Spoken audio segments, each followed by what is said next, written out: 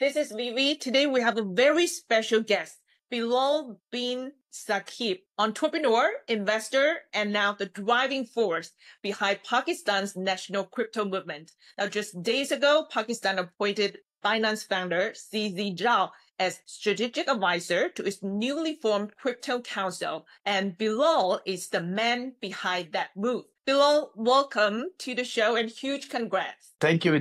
This is very exciting for us, and thank you for having us. Thank you. So you are the key player driving this massive partnership. Tell us, how did this come together and what's the story behind? And also, what does CZ's involvement really mean for Pakistan's crypto ambitions?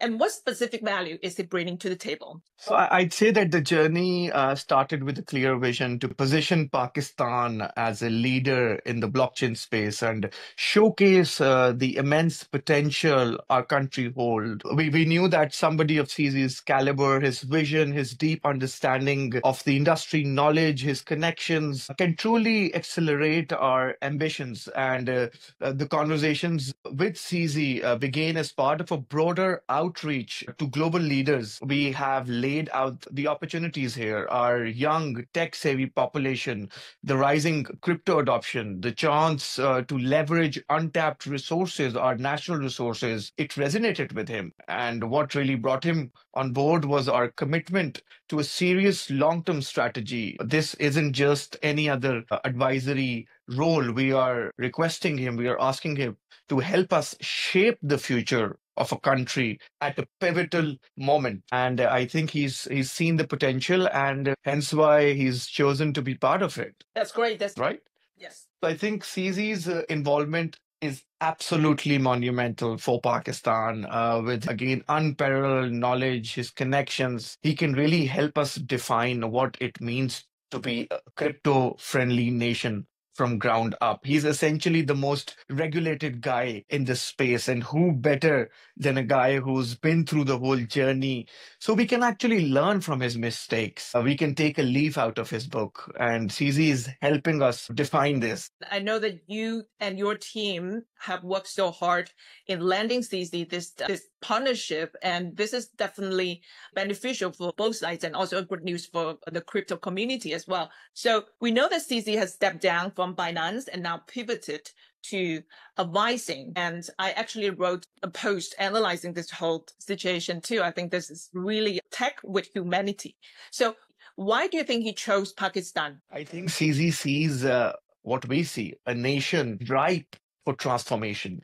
Pakistan has massive untapped market for tech-savvy, ambitious youth who's already exploring Web3. We are already one of the highest adoption countries when it comes to crypto, and added that to our surplus energy resources, a government ready to listen, open for innovation. I think we have the perfect environment for growth. And when you put this all together, it makes it very exciting for anyone who is a visionary to come and change the landscape here. That's great. We're going to dive deeper into the points that you mentioned about the youthful population and also the energy surplus and all that. Now, just staying on this topic, are you planning to bring on more global figures or advisors like CZ? And also, is this the beginning of a broader international crypto alliance for Pakistan? And who are you looking for example? Of course, absolutely. CZ is the first, but he won't be the last. We want to build a coalition of global leaders, innovators, visionaries who see potential in Pakistan. And we are thinking of it as growing network of expertise for us. We are already in talks with other prominent figures in the crypto blockchain space.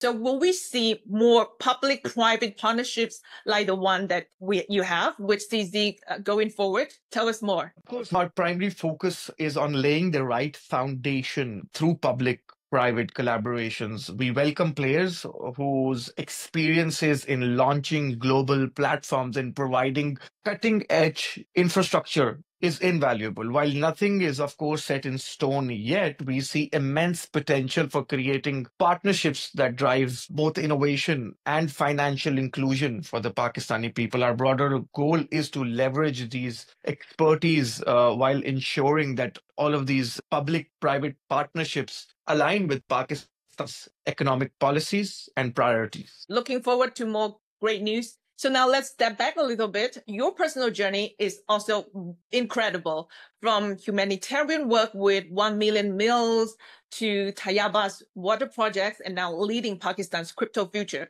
So what first inspired you to connect social impact with tech? I think when it comes to social impact, I have to say my mother has been my first and my biggest inspiration. Growing up, I watched how she constantly made an effort to go out of the way to help others, and she's always focused on making a positive impact in people's life. And I've always believed that real change comes from giving people tools to build their own futures. And with my social impact initiatives in the past, I saw firsthand that how innovation can solve problems. And when I started exploring blockchain, it became clear that this technology can do more, whether it comes to supply chain, whether it comes to creating efficiencies, whether it comes to bringing financial independence, economic empowerment to millions who've been left behind and left out of the system. So the inspiration was simple. Take what I learned in the social impact space and apply it to a new area which has endless possibilities. You're lucky to have a loving and very visionary mother. And I agree with you 100%. Giving the young people the tools, especially nowadays in the age of blockchain, crypto, and AI, innovation is the key. But along the way, I'm sure you have experienced challenges. So what kind of challenges did you face in getting from philanthropy to crypto policy? And how do you overcome those obstacles? I think the biggest hurdle was bridging these two worlds, social impact and technology. On one hand, you have grassroots challenges, you have funding constraints, you have slow adoption of new tools, skepticism from regulation. And on the other hand, you have a very fast-moving, dynamic complex world of crypto policy and regulation. And mindset was just to focus on the outcomes rather than thinking about the obstacles. Then had the opportunity and the pleasure to surround myself with people who've had deep technical expertise, and hence why I've been able to kind of immerse myself into the policy side of a thing, which I'm still learning. And by staying, I think, persistent and being willing to learn new concepts and investing time into new technologies and looking at the best case studies around the world, I think that is how I've been able to navigate myself. I like what you said. Focus on the outcome, the journey, just cut through the noise. Let's come back to Pakistan, the crypto future. You've said that Pakistan is done sitting on the sidelines. So what's your vision for Pakistan? I think it's time for Pakistan to lead now. I envision a future where blockchain-powered finance becomes normal. Imagine a landscape where remittances are instant, are cost-effective, where entrepreneurs can easily raise funds without traditional banking. They can tokenize their assets. They can raise capital without borders, where, let's say, farmers can access global markets and via smart contracts. And this is where I think having guidance from other crypto leaders and tech leaders, we aim to create a roadmap that includes regulatory clarity, that includes strategic investments in our infrastructure, and I think large scale educational initiatives. The goal is to turn Pakistan into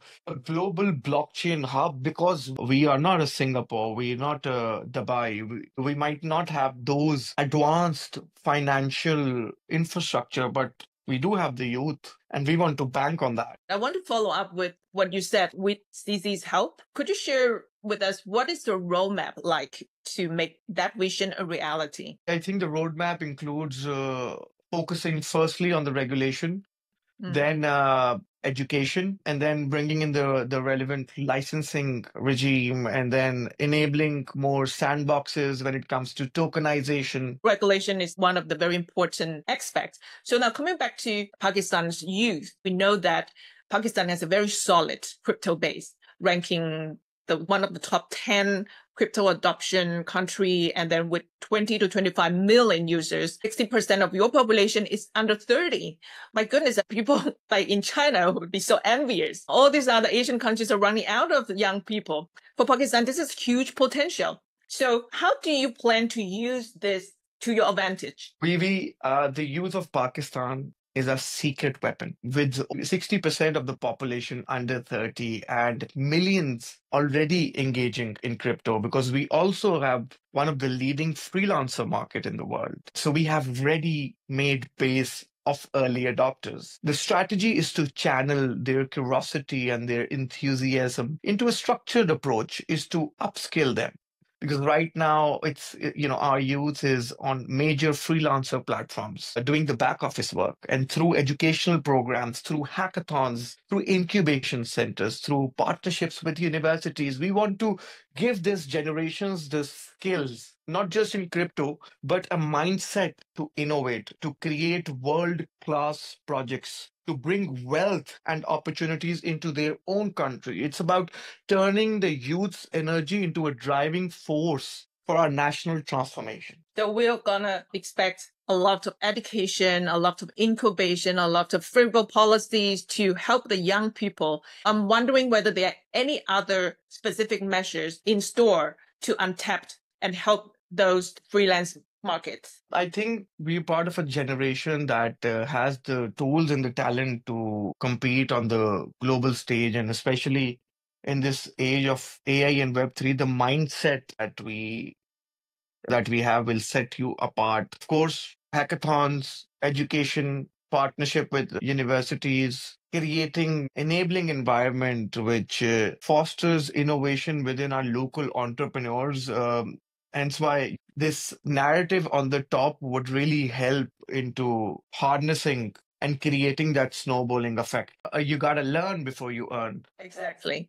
So also, Pakistan has over 100 million adult population unbanked, but many of them with smartphones. So how do you see blockchain driving real financial inclusion in Pakistan? You mentioned several times financial inclusion. Well, of course, we're looking and we are exploring different options right now. We are speaking to different partners on how a Pakistani stable coin can be used to help a lot of and to develop mobile wallets, etc., to help the unbanked. So are we going to see a Pakistan government-backed stablecoin coming up soon? Never say never. That's a good one. Regulation, as you mentioned, that's one of the top priorities on your roadmap. You mentioned a very unique Pakistan-first approach. Tell us, what is it like when it comes to crypto policy? When I say Pakistan first approach, it means that we won't just simply copy what other countries have done. Instead, we're looking at Pakistan's unique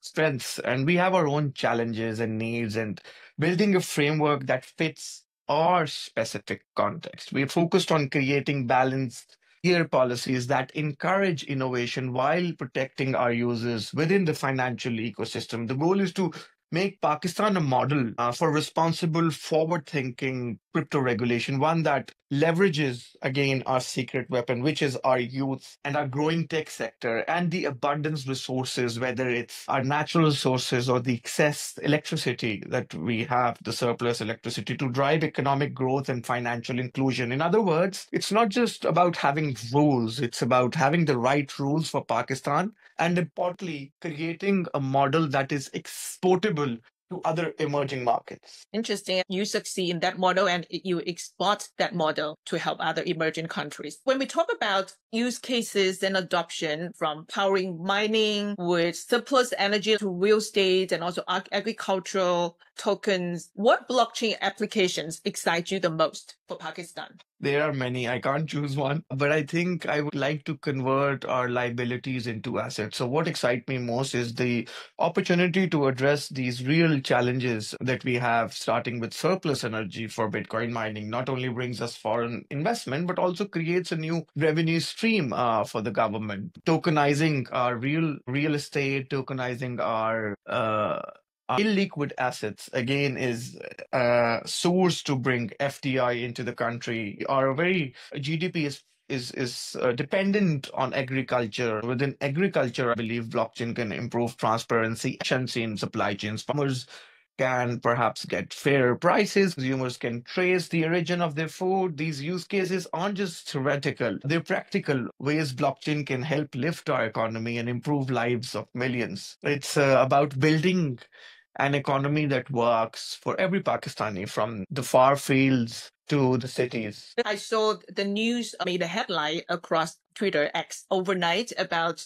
Pakistan is planning to use the surplus energy for mining. Could you dive a little bit deeper into that aspect to see like what kind of favorable policies the government will make to attract more mining investors to come to Pakistan to build and to use that to their advantage? We would create a very favorable environment for these investors where we would provide them electricity at a very competitive price. And these would be registered in special technology zones, or let's say special crypto zones, where we would evade import duties, where they will have tax holidays, because we want to encourage this area, because this is extremely important for us. I think Bitcoin mining is a low-hanging fruit where we can immediately, again, provide a showcase to the leadership of the country on how we can turn a liability into an asset, but more importantly, Vivian, I think this provides us a stepping stone to create the AI infrastructure as well into the country. That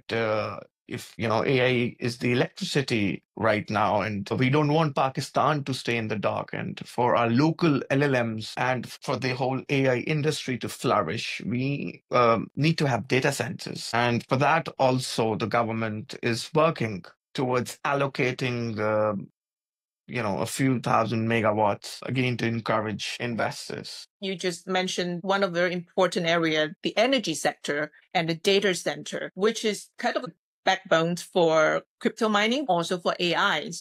This is visionary. Are you the go-to person, the global miners out there, when they listen to us, watch our show, they get the message? Should they come and contact you? Of course, Pakistan is open for business. We are open for innovation, and we are open to facilitating investors, welcoming them. So they should definitely contact the Pakistan Crypto Council, and whatever the questions that they may have, we are happy to support and facilitate. Message received. Expect more calls from global investors. Our lines are open 24/7 for them. By the way, this interview actually is done at around midnight Pakistani time. Bilal is really worked around the clock very hard to make this crypto future a reality.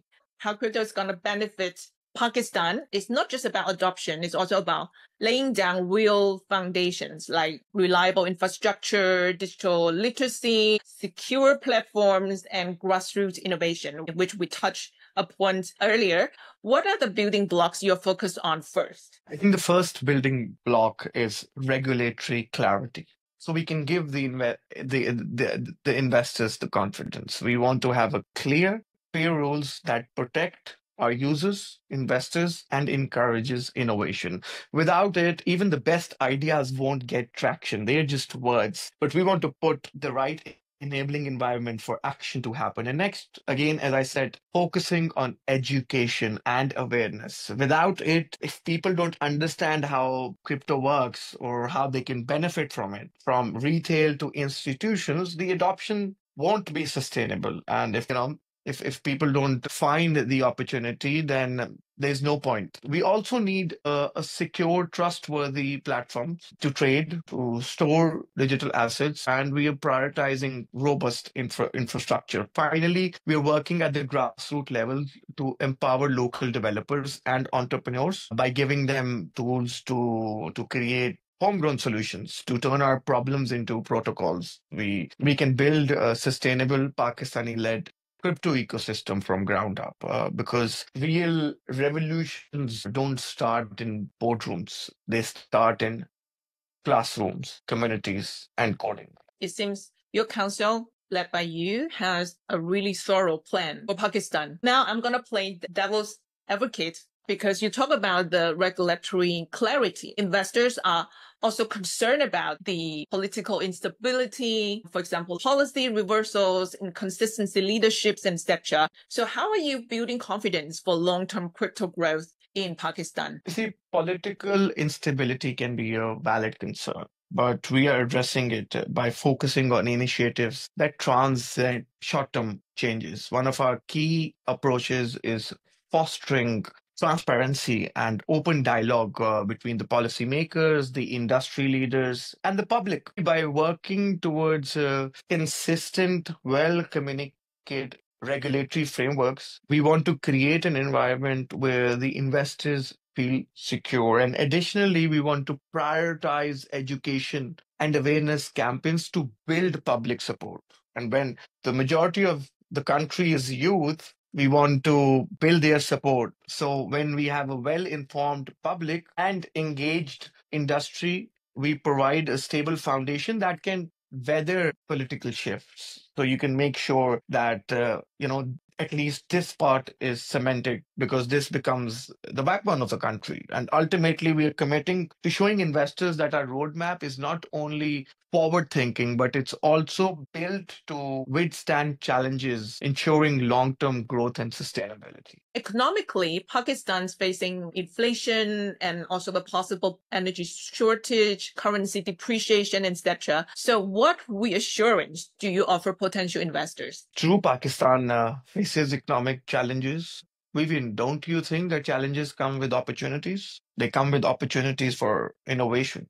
And we offer reassurance by focusing on solutions rather than dwelling on our problems. For instance, again, harnessing blockchain-based financial systems, we can stabilize transactions, reduce costs, and improve efficiency in many industries. Tokenizing our illiquid assets and real estate can unlock a lot of capital and provide new revenue streams. In addition, I think initiatives like using surplus energy for mining. So these are all problems, but I don't see them as problems. I see them as perfect opportunities. And again, when the government is committed to building a robust, transparent regulatory framework that fosters trust and invites long-term mutual partnerships, our message is simple. Pakistan is ready to innovate its way out of its challenges. Well said. I can see that the Crypto Council is a great start to turn all these challenges or crises into opportunities. I must say your job is well respected. There's a global concern about anti-money laundering controls, especially after Pakistan's FATF watch list status. So could you tell us how are you working on to fix perceptions and also tighten enforcement on that front? We take these regulations and these concerns very seriously, and we are addressing them. And addressing them is actually central to our approach and one of the main ideas behind establishing this Pakistan Crypto Council. Because if we don't regulate, then we are at the risk of going back into the lists. Over the year, I think Pakistan has made significant progress in improving the AML framework, complying with FATF recommendations. For instance, we are strengthening oversight of financial institutions, tightening KYC protocols, and implementing a robust reporting mechanism. And when it comes to crypto, we are collaborating with both our local agencies, international stakeholders to ensure that our regulatory framework align with global standards. And this includes integrating blockchain inherent transparency into our compliance processes. It's great that you are working towards a more transparent governance. You are the role model for many young people in Pakistan. You're 30 under 30 figure. Now you are leading this crypto council. So what legacy do you want to leave with this work? And what does success look like for you? I interviewed CZ for a fireside chat and I asked him, what do you want your legacy to be like? And he said, I don't really believe in legacy. And I've been thinking about that, but I would talk more about, my motivation than my legacy. And my ultimate, motivation or goal is to help position Pakistan as a global leader in technology, a place where innovation thrives, talent is nurtured, and the world looks for us, for the next big breakthrough. In the next 10 years, for me, success would be seeing Pakistan recognized not just as a participant, but as a pioneer. I want to leave behind an ecosystem where young entrepreneurs are creating world-changing projects where economy, is inclusive and equitable thanks to blockchain, where I inspire the generation of Pakistan who believe in their ability to shape and create the future that they want and to grow and lead in this new digital age. That's beautiful. I really wish you the best of luck. By the way, what is your takeaway after your fireside chat with CZ? would you like to share? The fireside chat will be released tomorrow. And I think it's a very enlightening discussion where we talk about, a wide range of things. I think it's humbling to meet somebody like that. And it was actually very inspiring and motivating to see a person who essentially